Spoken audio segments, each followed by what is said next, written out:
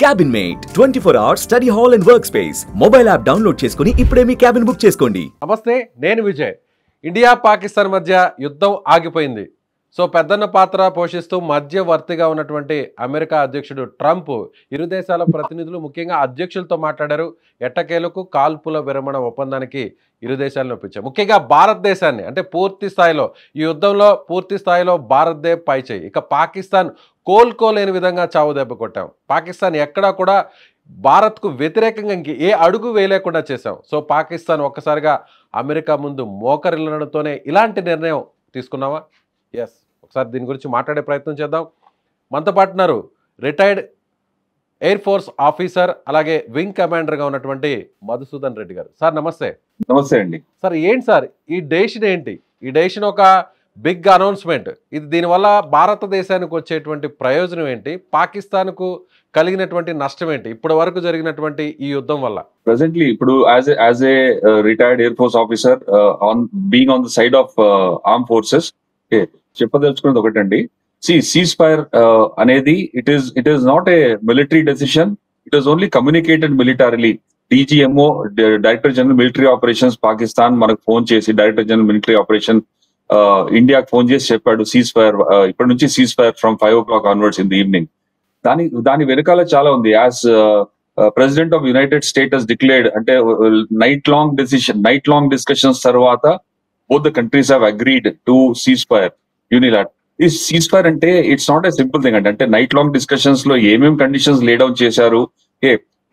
పాకిస్తాన్ ఎలా అంటే ceasefire మనం ఒప్పుకున్నామంటే ఇట్ ఈస్ మనం వండర్ అవ్వాలండి. ఎవరైనా వండర్ అవుతారు. ఈ సిచ్యుయేషన్ లో మన భారత్ పై చేయి ఉండి మనది వాళ్ళని పూర్తిగా దెబ్బ కొట్టాం. ఎక్కడంటే వాళ్ళ air force bases, army bases, అది కాకుండా వాళ్ళ మిలిటరీ ఇన్స్టలేషన్స్ లో వాళ్ళ ఎయిర్ డిఫెన్స్ నెట్వర్క్ మొత్తం దెబ్బతిన్నది, వాళ్ళ కమ్యూనికేషన్ నెట్వర్క్ మొత్తం దెబ్బతిన్నది. పాకిస్తాన్ టోటలీ సిచ్యుయేషన్ స్టేటస్ కి వచ్చేసింది. వచ్చిన తర్వాత అది కాకుండా ఇవాళ ప్రైమ్ మినిస్టర్ గారు ఒక స్టేట్మెంట్ ఇచ్చారు, very bold statement. In future any terrorist activity will be considered act of war. This is probably the only nation that has given this statement. So it's a very strong statement and strong message has been sent అండి. అంటే ఈ future లో ఇలాంటి activity జరిగితే, terrorist activity జరిగితే, we don't have to go and attack only the terrorist camps అండి. Terrorist ఎక్కడి నుంచి వస్తున్నారో వాళ్ళని అటాక్ చేయడం కాదు. We can attack the nation directly, act of war అంటే. సో వీ కూడా అటాక్ వాళ్ళ మిలిటరీ ఇన్స్టలేషన్స్ ని, వాళ్ళ లీడర్షిప్ ని ఏదైనా అటాక్ చేయొచ్చు. Probably this instilled a very big fear. ఇంకోటండి, అది మర్చిపోదు, Indus water treaty. Major point is Indus water treaty. మీరు చూడండి, ప్రాబబ్లీ ఇవన్నీ జరుగుతుండగా ప్రజల్లో అండర్ స్టార్ట్ అయిపోయింది పాకిస్తాన్ లో. బికాస్ మీరు వినే ఉంటారు, పెట్రోల్ బంకులు క్లోజ్ చేసేసారు, పెట్రోల్ అయిపోయిందని చెప్పేసి. 48 hours క్లోజ్ చేశారు. ఇవన్నీ చూస్తే ప్రజలకు అర్థమైపోయి ఉంటుందండి. ఓకే, ఇంటర్నల్ రివోల్ట్ కూడా స్టార్ట్ అయి ఉంటుంది. అరే ఏంటి జరిగేది? ఇంటర్నల్ గా ప్రజలు తిరగబడ్డము. అది కాకుండా పక్కనే వాళ్ళకి పక్కలో బల్లెం లాగా బలూచిస్తాన్ ట్రబుల్ చేయడము, బలూచిస్తాన్ లిబరేషన్ ఆర్మీ ట్రబుల్ చేస్తూ ఉండడము, ప్లస్ ప్రపంచ దేశాలన్నీ వాటికి అగేన్స్ట్ గా ఉండడం. సో అమెరికా ట్రంప్ నేరుగా అమెరికా అధ్యక్షుడు ట్రంప్ వచ్చేసి ట్వీట్ చేసిన తర్వాత, ఎక్స్ లో పోస్ట్ చేసిన తర్వాత అప్పుడు విషయం బయటకు వచ్చింది. అంటే ఆల్ ఆఫ్ సడన్ గా ఇలాంటి నిర్ణయం తీసుకోవడం ఏంటి అని అందరూ కూడా, ఇండియన్స్ అందరూ కూడా షాక్ లో ఉన్నారు.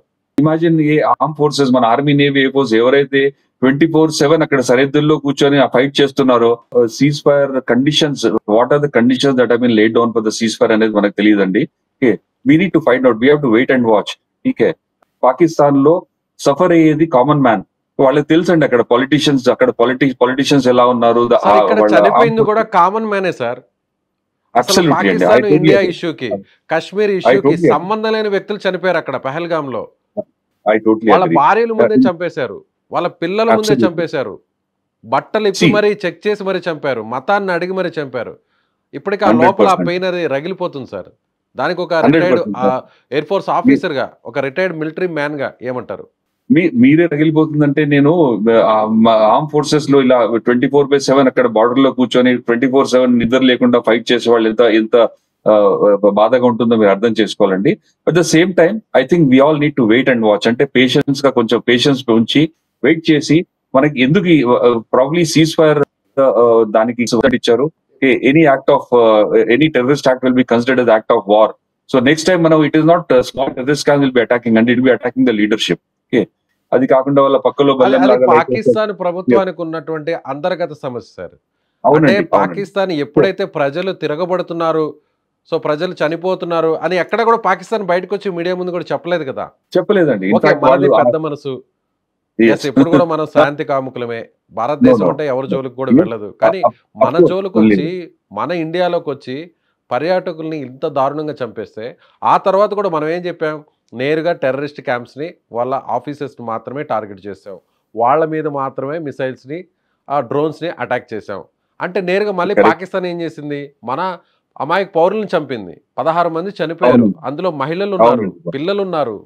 వాళ్ళు అక్కడ ఫైర్ ఓపెన్ చేయడం వల్లే బార్డర్లో ఉన్నటువంటి ఆ విలేజెస్లో అందరూ కూడా చనిపోయారు.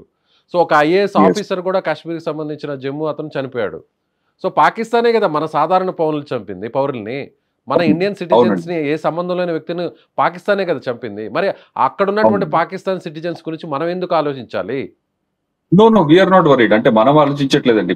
బహుశా నేను అనుకునేది ఏంటంటే వీళ్ళని ఇలా పోస్తే ఇంకా సర్వనాశనం అయిపోతుందని మేబీ సంబడి మస్ట్ హావ్, అంటే ఐ డోంట్ నో మధ్యవర్తిత్వం ఎవరు చేశారు, ఎలా చేశారు అనేది మనకు తెలియదు. కానీ మనం it's only speculation. But what are the conditions, అంటే మన కండిషన్స్ దేనికి అంటే it is something like this అండి. నువ్వు నన్ను కొట్టొద్దు, నేను నీకు ఇవన్నీ చేసి పెడతాను, నా మోకాళ్ళ మీద నించొని కాళ్ళు మొక్తా, ఆ టైప్ లో. అంటే నేను అది private to the discussions. Pakistan బహిరంగంగా వచ్చి మాకై మేము కాల్పుల్ని విరమిస్తున్నాం, ఇండియా పెద్ద మనసు చేసుకోవాలి, ఇక్కడ ఉన్నటువంటి లోపల ఉన్నటువంటి ప్రజలు, సాధారణ పౌరులు కూడా ఇబ్బంది పడుతున్నారు, మా ప్రాపర్టీస్ అన్నీ డ్యామేజ్ అయిపోయాయి, దేశం విచ్ఛిన్నం కాబోతుంది, సో పాకిస్తాన్ ఇక అలాంటి డెసిషన్, అలాంటి ముందుకొచ్చి అలాంటి రిక్వెస్ట్ చేసి ఉంటాయి, ఇండియా రిక్వెస్ట్ చేసి ఉంటాయి, ఏదన్నా మనం అలాంటి నిర్ణయం తీసుకొని మాట్లాడి ఉంటే బాగుండేది. కానీ మధ్యలో అమెరికా మధ్యవర్తితో ట్రంప్ బయటకు వచ్చి ట్వీట్ చేసేంత వరకు ఎవరికి తెలియకపోవడం, ఇదే అందరిలో ఉన్నటువంటి ఒక బాధ. అవునండి, అదే ఆశ్చర్యపోయే విషయం కూడా ఏంటంటే, సపోజ్ ఈ సీజ్ ఫైర్ ది మనం 2 కంట్రీస్ డిస్కస్ చేసుకొని మనం 2 కంట్రీస్ గా వచ్చి ఆర్ పాకిస్తాన్ చెప్పడం ఏంటి, మేము సరెండర్ అయిపోయాము, ప్లీజ్ సీజ్ ఫైర్ చేయండి అని చెప్పి అడగడము, ఆ విధంగా జరుగుంటే అది ఇంకోలాగా ఉండేది. బట్ ఇప్పుడు ఆ ట్రంప్ బయట చెప్పిన తర్వాత then we went ahead and declare to the world ఇలా సీజ్ ఫైర్ అని చెప్పేసి. ఇక్కడ అమెరికా కాస్త ఓవర్ యాక్షన్ చేసింది అనుకోవచ్చా? Over action I really don't know అండి. అంటే కమెంట్ చేయడానికి వి డోంట్ నో అది ఓవర్ యాక్షన్ అనుకోవాలా, లేదా మేము చేయబట్టి వారాగిందని చెప్పుకోవాలని ట్రై చేశారా, సంథింగ్. అలాగే ఉంది సార్. నేను ఇద్దరితో మాట్లాడాను, రాత్రంతా మాట్లాడాను, సుదీర్ఘంగా డిస్కషన్స్ జరిగాయి, ఇద్దరిని ఒప్పించాను, ఒప్పుకున్నారు, సో ఇద్దరు కూడా కంగ్రాచులేషన్స్ అని చెప్పారు. సో ఎక్కడ కూడా పాకిస్తాన్ బాగా ఇబ్బంది పడింది, ఇండియాదే పై చేయింది, ఒప్పించాను అని ఎక్కడ కూడా ఆ ట్వీట్ లో లేదండి. Probably that will come out later. అంటే we have to wait and watch ఏంటి. ఇంకొద్దిగా పేషెన్స్ తో మనం వెయిట్ చేస్తే బహుశా వి విల్ గెట్ ఆన్సర్స్. అలాగే ఇంకొక డౌట్ కూడా ఉంది సార్. ఇప్పుడు సింధు జలాల ఒప్పందాన్ని రద్దు చేసుకుంటున్నాం అని మనమే ప్రకటించాం. యాజ్ ఇట్ ఈస్ గా ఆ ఒప్పందం రద్దు అయిపోతుందా, మళ్ళీ దాని మీద కూడా ఏదన్నా తిరిగి వెనక్కి తీసుకునే నిర్ణయం ఉంటుందా? Ceasefire violation is only for stopping the actions by the armed forces అండి. Neither diplomatic actions కి ceasefire అని చెప్పలేదు. It's purely ceasefire of the armed forces activities. Army, Navy, Air Force of India and Army, Navy, Air Force of Pakistan will stop firing from 1700 hours today. Okay, that is the only condition ఇంతవరకు అండి. Other conditions we don't. Obviously that's a diplomatic activity. దాని గురించి ఇంతవరకు చర్చల్లో ఏం రాలేదు. బహుశా ఇంకొక ఈ సాయంత్రానికి ఈ రాత్రి కల్లా క్లారిటీ వస్తుందని నేను అనుకుంటున్నానండి. అలాగే ఇంకొక ఇన్ఫర్మేషన్ కూడా బయటకు వచ్చింది మార్నింగ్. సో పాకిస్తాన్ అయితే అణుబాంబు ప్రయోగానికి కూడా సిద్ధమవుతుంది అనేటువంటి విషయం బయటకు రావడం వల్ల ఏదన్నా మనం వెనక్కి తగ్గామనుకోవచ్చా, లేదంటే వెనక్కి తగ్గడం కంటే కూడా ఎందుకు దీనివల్ల అటు నష్టం జరుగుతుంది, సాధారణ పౌరులు కూడా చనిపోయే అవకాశం ఉంది, కాబట్టి ఇక్కడ ఆపేస్తే బాగుంటుంది అని ఒక నిర్ణయం తీసుకోవచ్చా? న్యూక్లియర్ వెపన్స్ వాడుతారు అనేటువంటి ఆలోచనతో దీన్ని stop చేశారనుకోవచ్చు.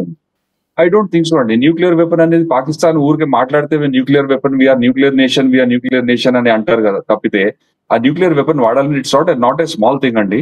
Secondly you must understand, ఇప్పుడు పాకిస్తాన్ కి అర్థమైపోయి ఉంటుంది, even if use the nuclear weapons, ఎలా న్యూక్లియర్ వెపన్ యూజ్ చేయాలంటే they has to be some platform which has to carry it across అండి.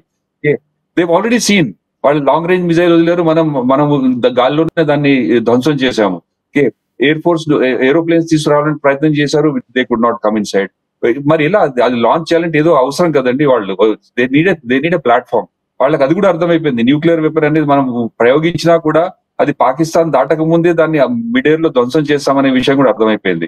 So probably their hands were tied in every which way అనొచ్చండి nuclear weapon చేసి.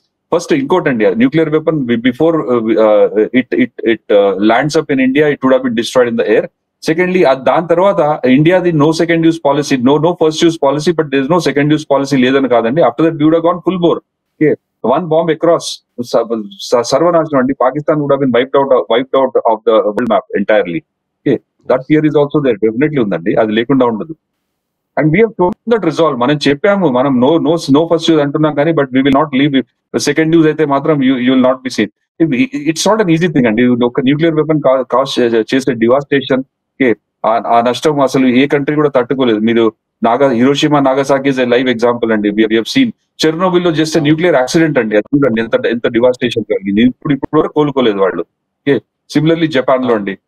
Thank you. So ఇది retired air force officer wing commander Madhusudan Reddy గారు చెప్తున్నట్టుగా ఖచ్చితంగా దీని వెనక అంటే భారత్ ఇంత నిర్ణయం తీసుకోవడం వెనక ఒప్పందం విషయంలో కొన్ని కండిషన్స్ అనేటివి చాలా క్లారిటీగా ఉంటాయి. ఇప్పటికిప్పుడైతే మాత్రం భారత్దే పై చేయి ఈ యుద్ధంలో పాకిస్తాన్ మీద అనే విషయం అటు పాకిస్తాన్కి తెలుసు, ప్రపంచ దేశాలకు కూడా తెలుసు. అయితే మరిన్ని క్లారిటీస్ రావాల్సినటువంటి అవసరం ఉందని ఆయన చెప్తున్నారు. Thank you so much.